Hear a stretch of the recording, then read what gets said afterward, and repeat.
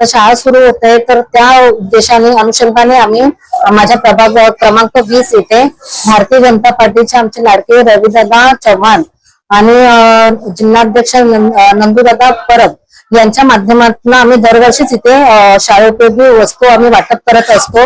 आणि आमचा मुळात हेतू एकच असतो का ही शैक्षणिक साठी आपली इथली मुलं कुठलीच म्हणजे मागे पडू नयेत किंवा त्यांना कोणत्याही शिक्षणाच्या अभावी वस्तू कमी पडू नयेत, हा आमचा जेणेकरून आमचा हेतू असतो।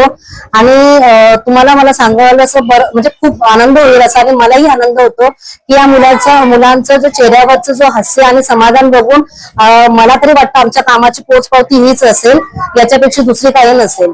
आणि इथे या अंगणवाडीमध्ये एकदम म्हणजे एकदम गरीब लोकांची मुलं इथे शिकायला असतात, पण त्यांना काय काय जे शिक्षणासाठी जे साहित्य उपलब्ध होत नसतं ते आम्ही आमच्या पात्रतेने आम्हाला जेवढं करता येईल तेवढं आम्ही दरवर्षी करतो आणि यापुढेही आम्ही करत राहू, हे आज या प्रसंगी मी तुम्हाला शब्द देते।